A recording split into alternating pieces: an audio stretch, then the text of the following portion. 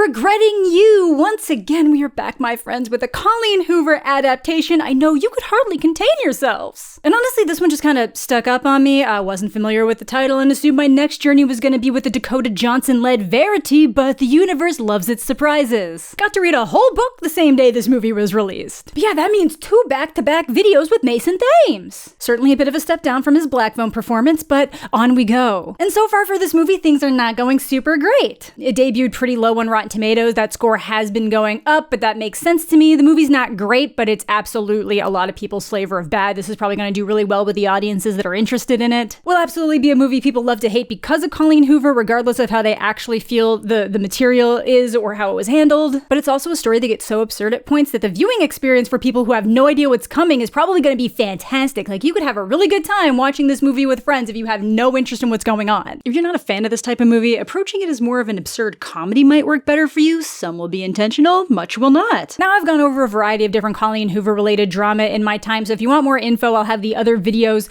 I've done on her books and movies linked down below. But she is the author for the infamous, both for its book content and the movie adaptation, It Ends With Us. So it makes sense that everybody's falling over themselves to get in different adaptations of her books while that, TikTok, BookTok money's still rolling. Though I did see a think piece saying that this movie failing could put an end to the Colleen Hoover adaptation train, but I really doubt that. There's 2 more of these planned to come out within the next year, and I have no doubt that at least Verity is going to do numbers for who's involved with the project and just the general reaction people have had to little excerpts I've seen from the book. I have not read this one yet, but I have seen some snippets, and they weren't great. Her books all fall into the realm of contemporary romance, and they have the energy of not being able to put them down even if you don't really love what you're reading.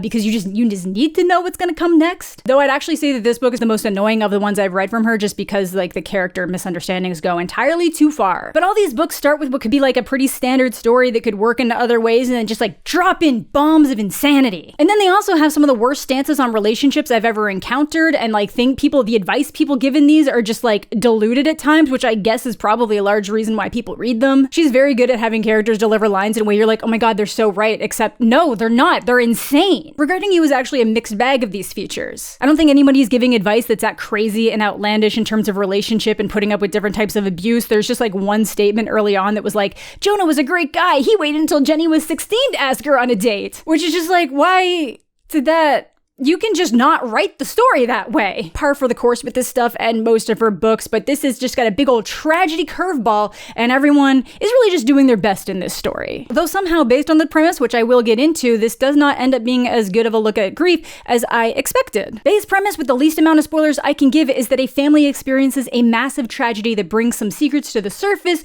Senseless misunderstandings will ensue. I think the movie juggles that a little bit better because you're not in the character's head the same way you are in the book, and obviously the runtime has to keep it sped up a little bit more. But that also means that the movie can get pretty messy at times trying to piece it all together. So much of what this story is the things that people aren't saying out loud. So navigating around that can sometimes feel weird and doesn't always work. They picked Josh Boone to direct this, which on face value might not have been the worst in terms of the teen melodrama side. He directed The Fault in Our Stars, but also New Mutants. But it's also produced by Anna Todd, the author of the After series. How deep does this go? It goes even deeper. It's the same screenwriter as the first After movie. Game recognizes game when it comes to romantic stories, I guess. Because this truly is a crazy premise. It honestly feels like a Reddit story that was designed specifically to get the most attention. It just ends up being a tragically talented cast, wasted at the end of the day, which always bums me out. We've got Allison Williams, Dave Franco, Willa Fitzgerald, McKenna Grace, who I would like to see break out of the roles of being X person's younger version in a movie. I'm not sure if I would have preferred the experience watching the movie then reading the book, but it is too late to do that now. I do think the movie cuts out a lot of the dynamic between the mother and the daughter character, which really is supposed to be the key feature of the story, but being what it is, obviously the romantic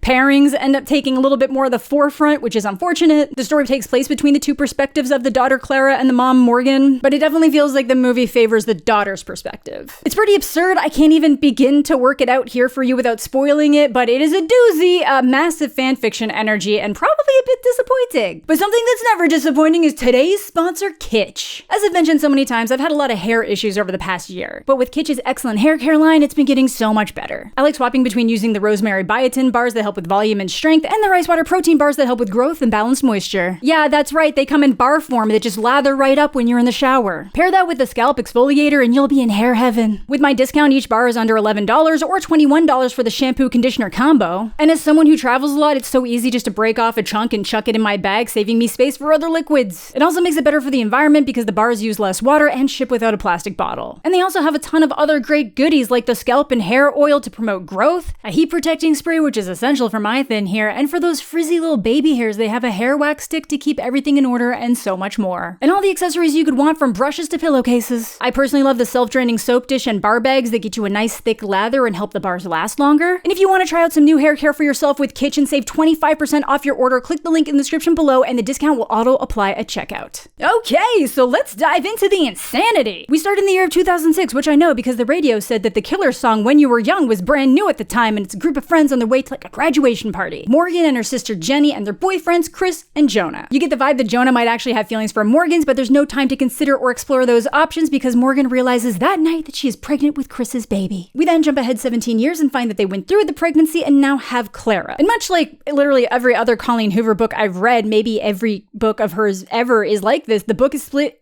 chapter to chapter between two character perspectives. So this one's going back and forth between Morgan the mom and Clara the daughter. Now my first critique is that I would have actually cast younger people to play the teenage versions of the parents. I get that they're supposed to be young parents, but you could have thrown a bone to a couple of young actors to take care of that intro and the minimal flashback scenes you're gonna have here, because none of these people remotely pass for even being like mid-20s. Maybe Willa. Literally in the book, this guy is described as having a baby face so severe that he couldn't buy beer underage. This guy, he looks like he's been on Wall Street for a decade. Also, I think that's Clint Eastwood's son. They also mentally note in the book that Morgan sometimes wonders that, you know, if she hadn't ended up pregnant, would her and Chris actually have lasted the distance? So you're just getting some little seeds that are things that got in the way of what might have been true love. I've also seen people comment that the Jolly Ranchers are just ridiculous product placement in the movie, and I would assume they did actually end up getting the deal, but those are right from the book. Like, Jonah saves Morgan the watermelon Jolly Ranchers. It's in like the first page. But what's happened in those 17 years? Apparently Jonah broke up with Jenny the next day and moved away. But sometime in the past year, they've reconnected after the death of his father. They hook up, Jenny gets pregnant, so now Jonah's back around like nothing really happened as they raise their new toddler, Elijah. Yes, it's already pretty darn dramatic, isn't it? And we're like 10 minutes into the movie. Morgan definitely hasn't fully forgiven him for disappearing. He was considered to be her best friend, but they do make it obvious that he left because he loved Morgan and knew that she'd end up staying with Chris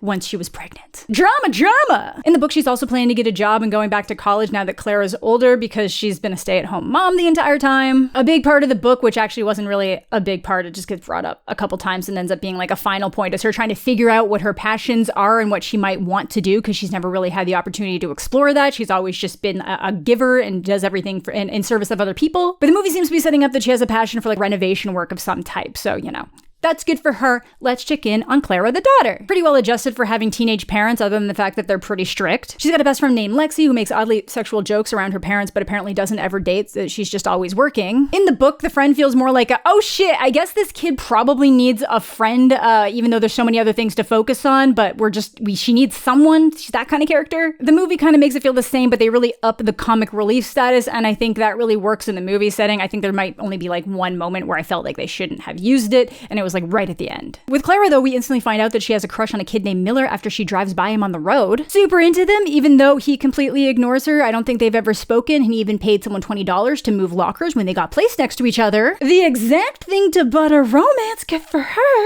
I get it, though. High school's really like that. The entire franchise of Twilight is based on that. But she sees this as her moment to finally talk to him by offering up drive home, where he instantly gets her involved in some kind of minor crime by moving the city limit sign down the road a little bit. It's a project he's taken on so that the local pizza place will deliver to his house. We'll ignore that the city limit stuff is just going to be in the pizza place's system, not based on the physical location of the sign, but that's okay. They get some fun little semi-flirtatious banter going until Miller gets a call from his girlfriend Shelby, and they literally make sure to have the phone angled right at us so we don't miss it. He does answer the phone, but then goes on to lie about who's giving him a ride home. Oh no. Whatever, we've seen the movie poster, they're gonna get together. Especially after they have her meet Miller's grandfather, where we get the impression that he's very aware of who Clara is and tries to tell her a story about Miller watching a school play when he was 15 before he gets cut off. Wow, fancy that. Clara wants to be an actress and she's been in all the school plays? Definitely setting up that Miller might have taken some notice of Clara too at that point. Dramatic romance flourishing, just ignore the college girlfriend. Which is kind of easy to do when the story just decides to stick her in college. At this point, Clara's late for what's supposed to be the mom's birthday dinner, but calls her Aunt Jenny for advice, where in the book they make it super clear to let us know that the mom is really the one feeding Jenny the advice to pass down to the daughter. Here we specifically have the aunt telling her to stay away while he has a girlfriend, even if they were kind of flirty, a detail that will be relevant. First, they also need to set up that Claire's dad has a specific issue with Miller because they know that his dad used to sell drugs and now he's in jail. Even though Jonah says he's a good kid because he's a teacher at the school, has him in classes, and says he's great. So many layers of drama, basically Romeo and Juliet with all the things trying to keep them apart.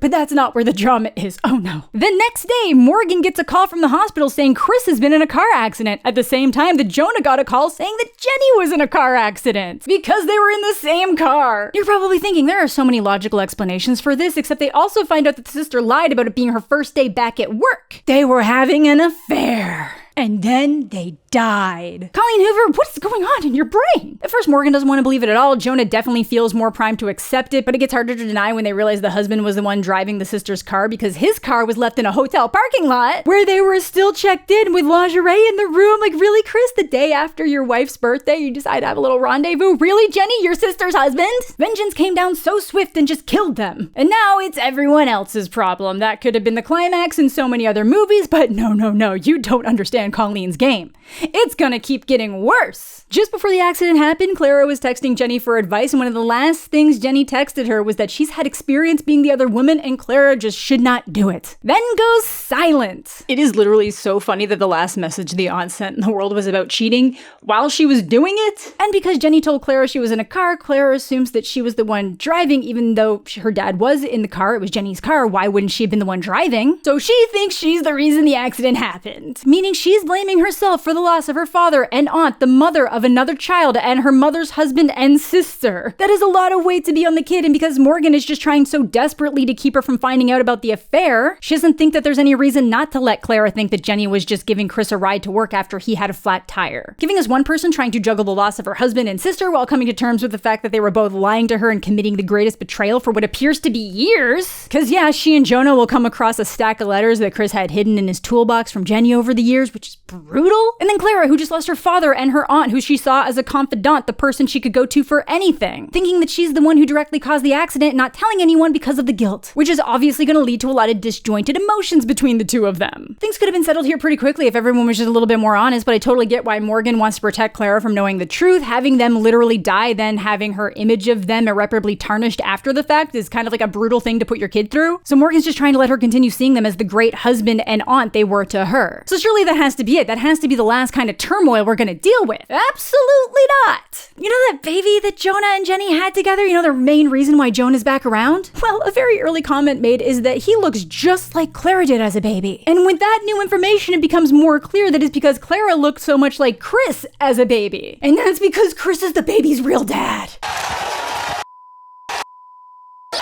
Seems like Jenny and Jonah had a one-night stand after his father's funeral, and she just lets him step up as daddy to avoid having to deal with it. Maybe they never even bothered to verify who the actual father was. Wild work, insane. I really feel like at least one of these elements could have been left out. Jonah actually came to this realization himself separately and just drops the kid off with Morgan for like a week because not technically his kid. Literally hits Morgan with the "not my son." It is just so unintentionally hilarious. He does come back around when Clara comes to see him without even knowing the real reason why he's upset. She still gets him to realize that he's this kid's dad and the main thing he has left in life. So that's sweet at least. With that said, I've definitely jumped ahead on the affair discoveries, mostly so the hits would all come at once and not just be a series of, so after Clara has this cute moment with the boy she likes, the mom found an affair baby. They reveal it in waves that make sense in the movie and book, like they only find the letters because Morgan kicks a door she hates in anger, so Jonah comes to help her fix it. She also has this whole movie where she beats the crap out of Chris's car, even though it's now her car. In the book, she just lets it get towed away from the hotel, which I get the pain pain, girl, but at least sell it. Trust me, I am fully aware that this is a huge mess of details I'm just throwing at you. Imagine reading and watching this all in the same day. Though I guess that means it's time to cut over to some more standard teen drama. Because even with the mixed character perspectives, I do find that the heart of this story really seems to lie with Clara trying to navigate regular teenage life and woes, and then a total destruction of her home life from tragedy. The book definitely does a better job outlining some of that progression of grief between the two, but it's still frustrating in so many ways, and obviously the book has more time to work with, but the movie kind of being able to get in and out means I am significantly less annoyed. Hello, I've had to move to an undisclosed location because Colleen Hoover and Anna Todd were trying to kill me. I'm just joking.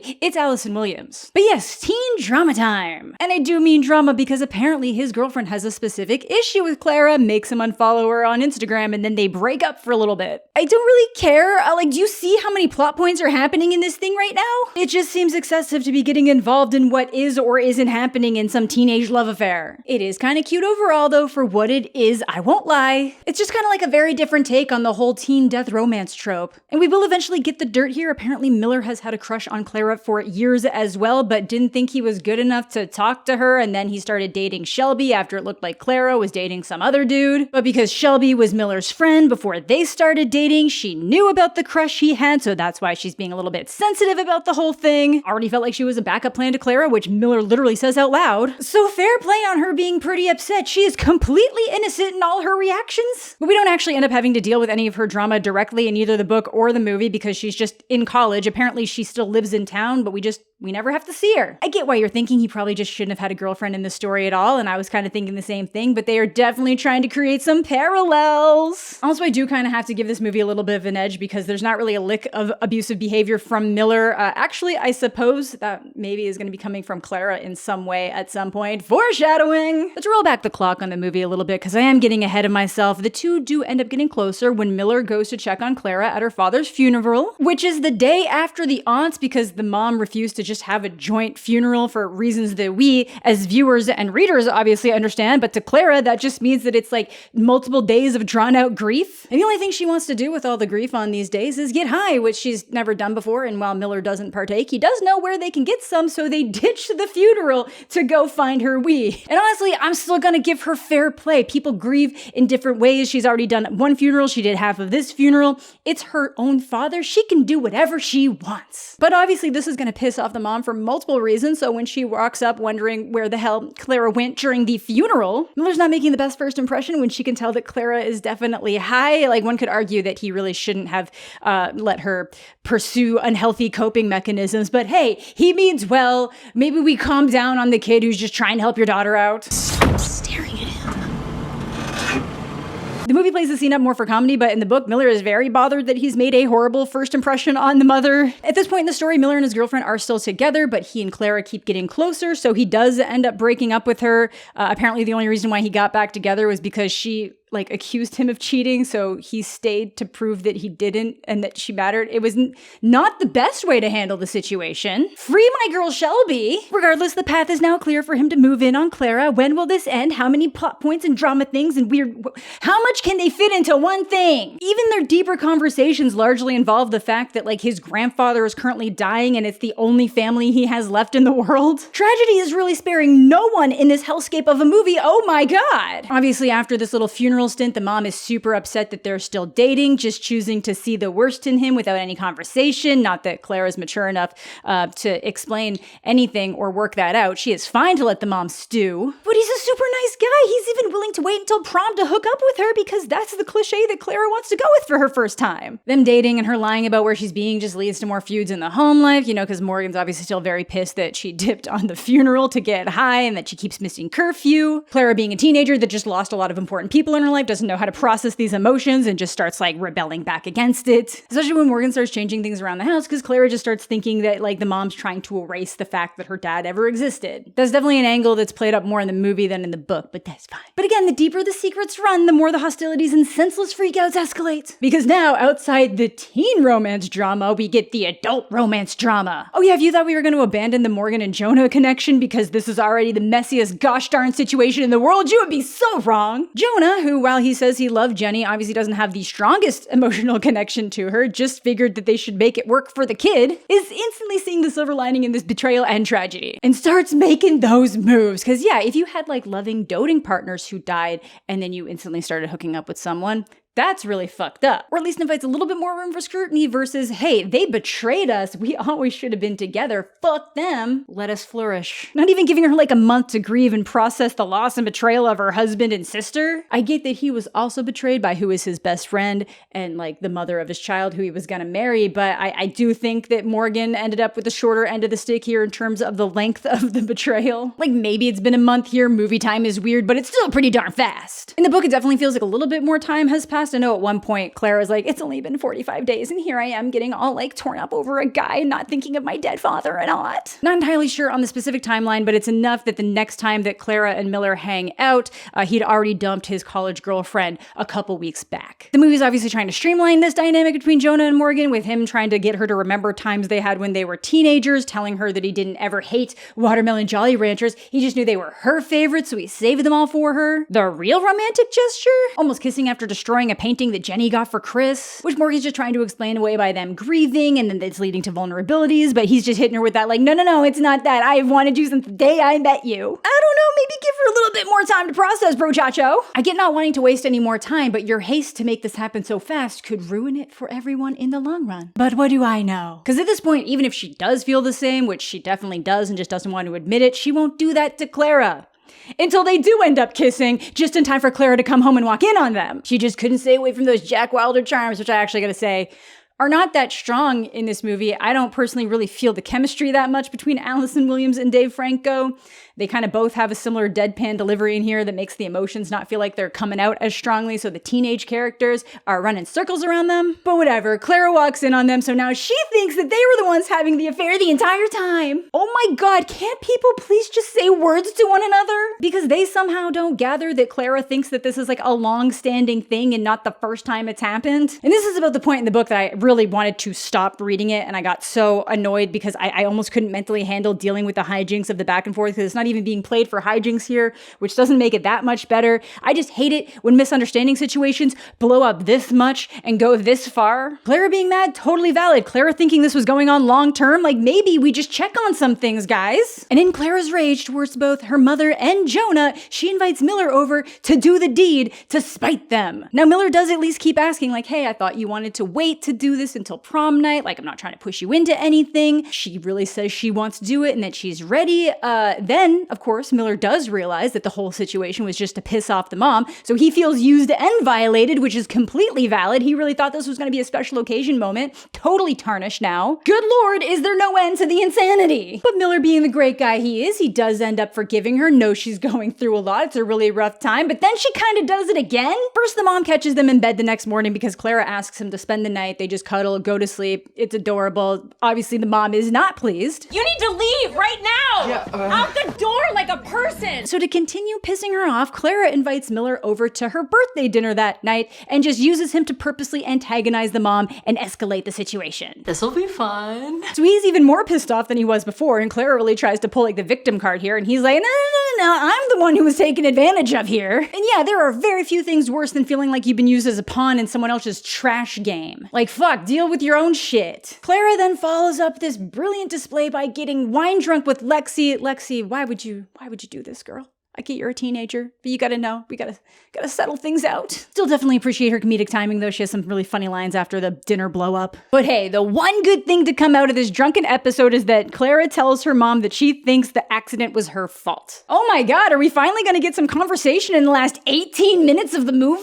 So the mom can set Clara straight and say, hey, Jenny wasn't driving the car, your dad was, which just makes Clara start to wonder like, why was my dad driving the car? So then she realizes that they were in fact the ones having the affair. Oh yeah, when they start talking, it all just comes out in like a 30-second little stint here. But now they both at least realize where the major hostilities were coming from out of the two of them. God, this is just like a telenovela without the campy flair. And at that point, what's the point? That drunk conversation is also where Clara mentions that Miller tried not to hook up with her that night, so he's actually good in Morgan's books now. But hey, growth! Morgan letting Clara know that she'd do it all over again, has no regrets even through the betrayal, because maybe if she didn't do the things the same way, she wouldn't have Clara in the world. And that's what what the title's about. It's about not regretting you, not regretting Clara. It's another title of a Colleen Hoover book that actually has to do with the mother and the daughter and not the romantic interest, which you might think. This is also the moment in the book where Clara starts to wonder if she has it in her to cheat because she wanted Miller so bad and almost didn't care about what it would take to get him, and then worries that she has an infidelity gene or something. So that's I feel like that's why they had to set up the stuff with Shelby, even though it seemed very excessive in the reign of things that were already happening in this,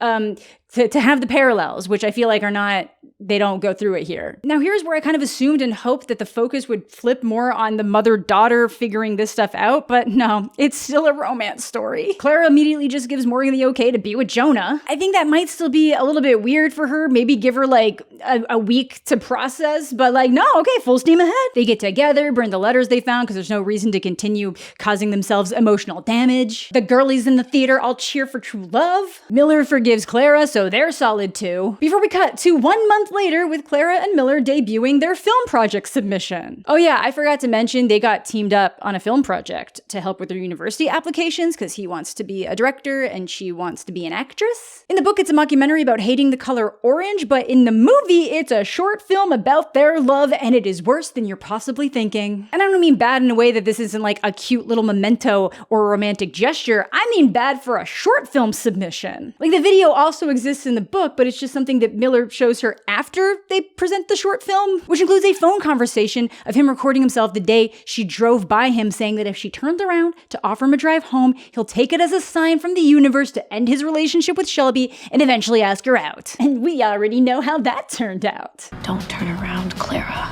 Hey, Clara. What are you doing? Cute, but again, not for a film project. I get that the movie needed to streamline things and not show us 2 short films, but I feel the response to that is to just not even have the film project be a thing in the movie because it really doesn't make that much of a difference here, and then just have him show her the video alone, not with the friends and family. After it plays, though, the mom pulls Clara aside, who, again, there's this whole point of contention where the mom being please, you should get a more realistic job than going to school to be an actress. And now she's seen the short and she's you know what? I am totally supportive of you pursuing this. Go to town. I really prefer how the book handled this, with Clara saying hey, I would rather try and fail and then worry about a backup plan than always spend my life wondering what if. You know, what an adult conversation with a parent where they have to realize that their children are their own unique beings that can make their own choices, and at some point you just got to let it happen and trust them. And I think that's a great focus, and that is still how the movie ends. The end, except no, there's a couple of other things. There's this whole thing where the grandfather keeps saying that the thing he's leaving Mason in the will is heir, but it turns out that is heir rights in New York.